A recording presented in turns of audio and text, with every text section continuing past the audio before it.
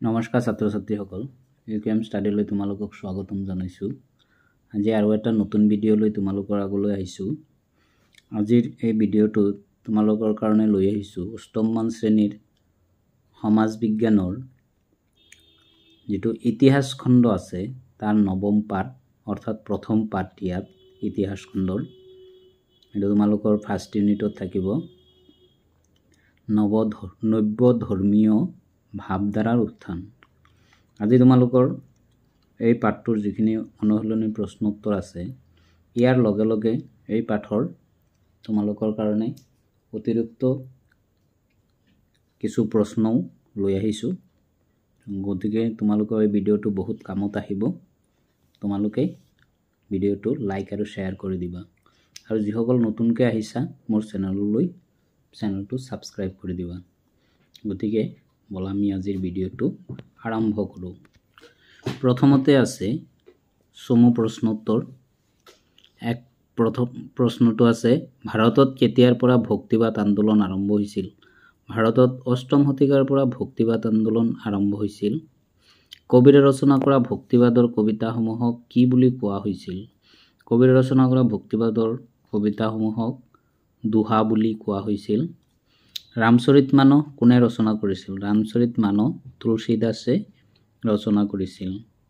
উত্তৰ পূব ভাৰতত ভক্তিবাদক জনপ্ৰিয় কৰি তোলা লোকজনৰ নাম কি আছিল? পূব ভাৰতত ভক্তিবাদৰ জনপ্ৰিয় কৰি তোলা লোকজনৰ নাম আছিল চৈতন্যদেৱ। মঈনুদ্দিন চিস্তিৰ দৰগাহ ক'ত আছে? মঈনুদ্দিন চিস্তিৰ দৰগাহ আজমিৰত আছে। তাৰপিছত খালী ঠাই আছে, এইখিনি মই পঢ়িবলৈ নাযাওঁ, এইখিনি উত্তৰখিনি তোমালোকে চাই ল'বা। খালী ঠাইৰ পিছত আছে চমুটোকা। চমুটোকা প্ৰথমতে আছে শংকৰাচাৰ্য। শংকৰাচাৰ্যৰ পিছত আছে চৈতন্যদেৱ।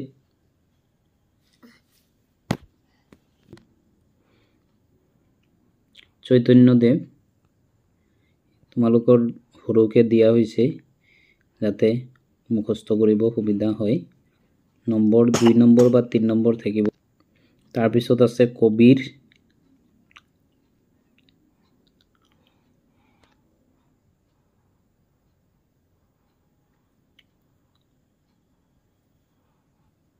কবিৰৰ পিছত আছে আজান ফকীৰ। তাৰপিছত 4 নম্বৰ প্ৰশ্ন আছে ভক্তিবাদ বুলিলে কি জানা? 5 নম্বৰ প্ৰশ্ন আছে আলৱাৰ আৰু নায়নাৰসকল কোন আছিল? তেওঁলোকৰ মূল ধৰ্মমত কি? 6 নম্বৰ প্ৰশ্ন গুৰু নানকে প্ৰচাৰ কৰা ধৰ্মটোক কি বুলি জনা গৈছিল? তেওঁ প্ৰচাৰ কৰা ধৰ্মৰ মূল কথা কি আছিল? 7 নম্বৰ প্ৰশ্ন আছে শংকৰদেৱে প্ৰচাৰ কৰা ভক্তি ধৰ্মৰ প্ৰধান বৈশিষ্ট্য কি লিখা?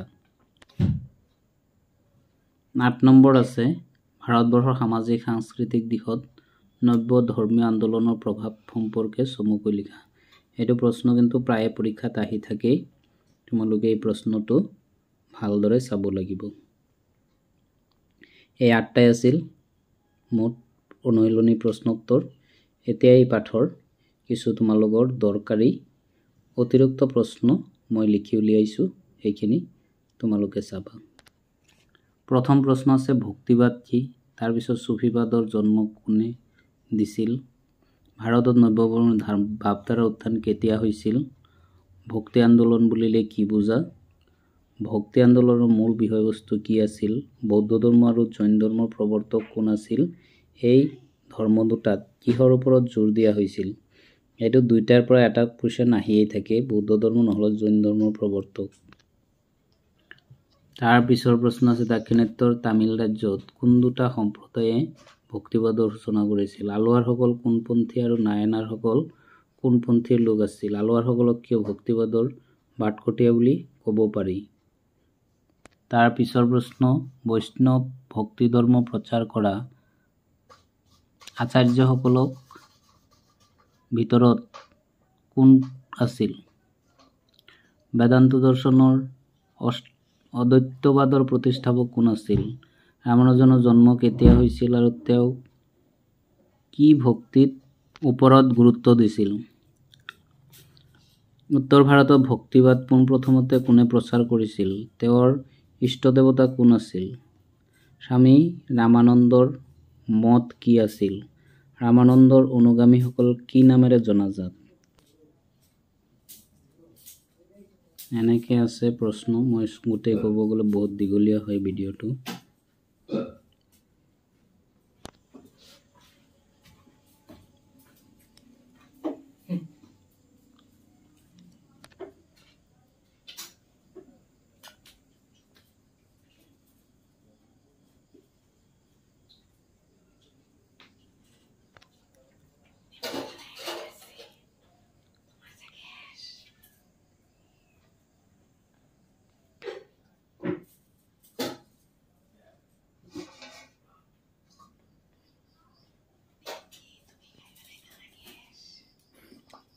এই 43টাই তোমালোকৰ কাৰণে অতিৰিক্ত প্ৰশ্ন দিয়া হৈছে।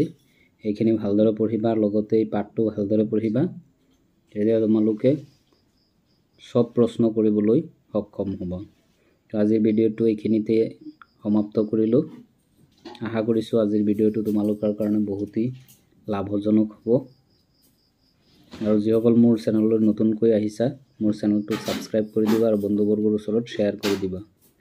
ধন্যবাদ।